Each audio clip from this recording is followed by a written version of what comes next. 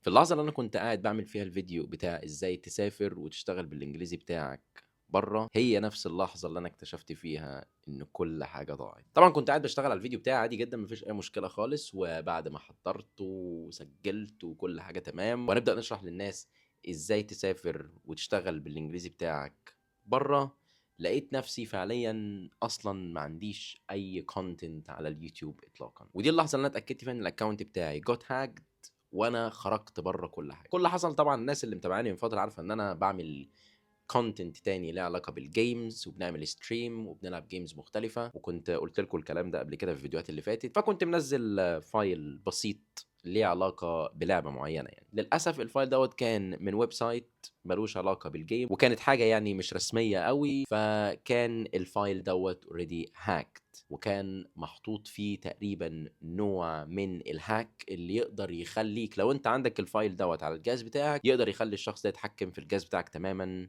وياخد أي حاجة من عليه. طبعًا لمجرد إن أنا نزّلت الفايل وكل حاجة، جيت أشغّل الفايل لقيته مش شغّال، فقُلت أمّا أجرّب مرّة كمان عادي. بالفعل جرّبت مرّة تاني وبعد كده لقيت برضه الفايل مش شغّال، فاضطريت طبعًا إن أنا ما أعملش حاجة غير إن أنا أمسح الفايل وقُلت خلاص أنا مش محتاجه. ما فيش بعدها بكام ساعة بدأت إن أنا أدخل أبُص على الchannel وأشوف الفيديوهات اللي جاية هتبقى عن إيه وأشوف الcomments الناس اللي بتكتبها علشان نعمل عليها الفيديو اللي جاي. لقيت إن أنا أصلًا ما عنديش channel على اليوتيوب، فلقيت إن هو بيطلب منّي إن أنا أدخّل الpassword بتاعي، فكتبت الpassword بتاعي، لقيته بيقول لي إن أنت الpassword بتاعك اتغيّر من ساعة. طبعًا ما أعرفش إزاي ده حصل يعني، بس حاولت إن أنا أدخّل password تاني، قُلت ممكن يكون مثلًا في مشكلة والّا حاجة مثلًا حصلت والّا أنا مثلًا غيّرته وأنا مش واخد بالي. بالفعل كتبت كل الpasswords اللي أنا ممكن أكون حطيتها في حياتي، وكلّها يا إمّا بيقول لي غلط، يا إمّا بيقول لي الpassword ده اتغيّر من فترة. طبعًا ما كانش عندي أي حل تاني غير إن أنا أروح أدوّر على الطرق التانية اللي أنا مأمِّن بيها الaccount بتاعي، لإن أنا الأكونتات بتاعتي كلّها مقفولة بكذا حاجة، فبدأت إن أنا أشوف الطرق التانية اللي أنا مستخدمها علشان أأمِّن الaccount بتاعي. جرّبت إن أنا أحاول أفتح بالموبايل، لقيت إن هو جايب لي رقم تليفون غريب أنا ما أعرفش عنّه حاجة، وده اللي إحنا لازم نبعت لك message عليه علشان تقدر إن أنت تدخل على الaccount بتاعك. طبعًا رقم التليفون ده أنا ما أعرفش بتاع مين وجِه إزاي، بس قُلت حاول في حاجة تاني. طبعًا انتهى بيّا الموضوع هنا، لإن الhacker لمّا خَد الaccount بتاعي قرر إن هو يقفله بphysical key والphysical key ده عبارة عن password بس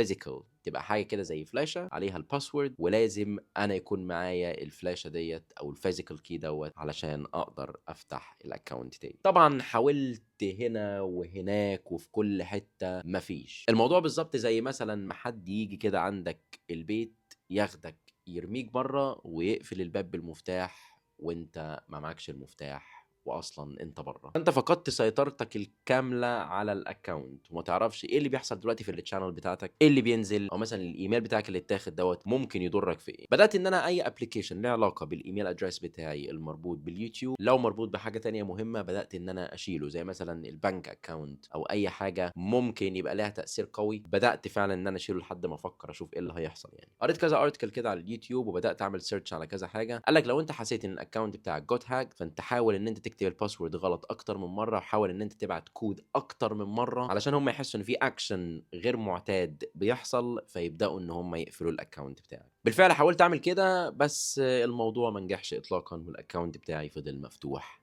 عادي جدًا. طبعًا حاولت في كل حتة إن أنا ألاقي أي حل أقدر أرجّع بيه الaccount بتاعي، بس ما كانش في أي حلول. نزّلت stories على الإنستجرام وعلى الفيسبوك وسألت ناس أعرفها وكلّمت ناس، ما فيش. فأنا كده بقيت ما بين حاجتين، يا إما إن أنا أكمّل وأحاول في إن أنا أرجّع الaccount أو أبدأ من جديد خالص وكأنني عمري ما عملت فيديوز على اليوتيوب من قبل كده. في النهاية وصلت إن أنا لازم أكلّم اليوتيوب ذات نفسهم أو أكلّم جوجل وأحاول إن أنا أوصل لحل معاهم. دخلت على تويتر وبدأت إن أنا أكلم تيم يوتيوب وأشرح له المشكلة اللي حصلت معايا وقد إيه هي ضروري إنها تتحل في أسرع وقت. الموضوع خد من 24 ل48 ساعة وردوا عليَّ وقالوا لي إحنا لازم أولًا نتأكد إن أنت صاحب الأكونت ده. طبعًا بعد كده بعتوا لي الform دي فيها أسئلة كتير أنت المفروض تجاوب عليها، وطبعًا الأسئلة دي أنت عمرك ما هتقدر تجاوب عليها إلا لو كنت أنت فعليًا صاحب الاكونت. حاولت اجاوب على الاسئله على قد ما اقدر. طبعا كان بيطلب مني زي مثلا حاجات زي لينك القناه بتاعتي، في حاجات طبعا ما كنتش عارفها في الفورم ديت، وكنت لازم ان انا افتح التشانل عشان اقدر اوصل للاجابات بتاعتها، بس طبعا ما عرفتش اعمل دوت لان انا ما عنديش اي اكسس للتشانل. طبعا اول ما فتحت الفورم اول حاجه لقيتها قدامي بيقول لي حط اللينك بتاع اليوتيوب شانل بتاعتك. في اللحظه دي قلت عادي هدخل على اليوتيوب شانل بتاعتي كاني مشاهد عادي واخد اللينك واحطه في الفورم. ولكن هنا حصلت الصدمه. الهاكر لما خد الاكونت بتاعي قرر ان هو ينزل عليها فيديوهات ويعمل عليها لايف لحاجات بتخالف سياسه اليوتيوب، وبالتالي اليوتيوب قرر ان هو يمسح القناه بتاعتي بشكل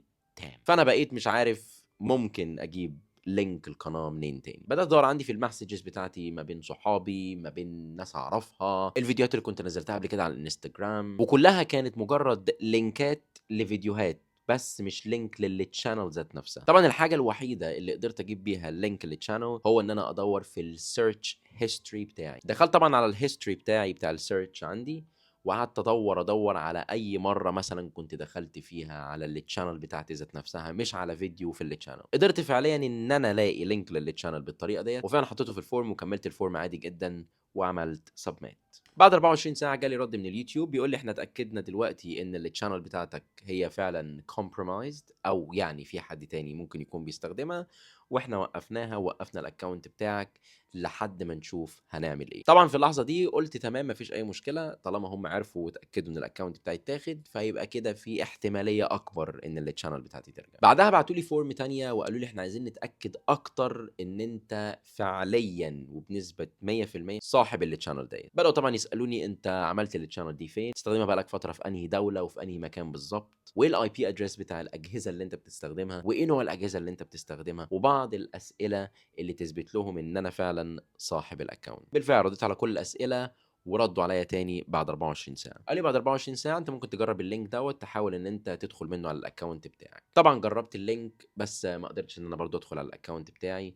رديت عليهم وقلت لهم اللينك ده مش هينفع ومش هعرف ادخل على الاكونت بتاعي. بعتوا لي لينك تاني اسمه سبيشال ريكفري. طبعا السبيشال ريكفري دوت بيبقى اقصى حاجه انت ممكن تعملها عشان تقدر ان انت تريكفر الاكونت بتاعك، وبرضه للاسف ما حلش اي حاجه، لان الهاكر اللي خد الاكونت كان مأمن نفسه تماما ان القناه دي انت ما تقدرش تدخل عليها باي طريقه تقليديه ايا كان. طبعا تيم اليوتيوب قرر ان هو يرفع الكيس بتاعتي لاعلى تيم عندهم، وبالتالي قدروا ان هم يعملوا ريسيت للاكونت تماما ويشيلوا كل الباسوردز والحاجات اللي عليه اللي انا ماليش اي علاقه بيها. وبالفعل بعت لي لينك قال لي تقدر ان انت تريسيت الباسورد من عليه وترجع الاكونت بتاعك. طبعا رجعت الاكونت بتاعي بس لسه التشانل بتاعتي ممسوحه لان اليوتيوب كان مسحها بشكل تام علشان نزل عليها بعض الفيديوهات اللي بتخالف سياسه اليوتيوب. طبعا بعت لهم تاني وقلت لهم انا محتاج حل لان انا رجعت الاكونت بس التشانل لسه ما رجعتش، فاحنا كده لسه ما حليناش المشكله بالفعل. ردوا عليا وقالوا لي ما تقلقش احنا لسه شغالين على الموضوع وفي خلال 24 ل 48 ساعه المفروض التشانل بتاعتك ترجع. طبعا بعد ما عدت المده اللي هم قالوا لي عليها التشانل بتاعتي رجعت تاني. فدي طبعا كانت تجربه من اصعب التجارب اللي انت ممكن تتحط فيها. وطبعا لو انت كملت الفيديو للاخر وعرفت القصه لازم طبعا تعمل سبسكرايب عشان يجيلك الفيديوهات اللي جايه، واشوفكم في فيديو جديد.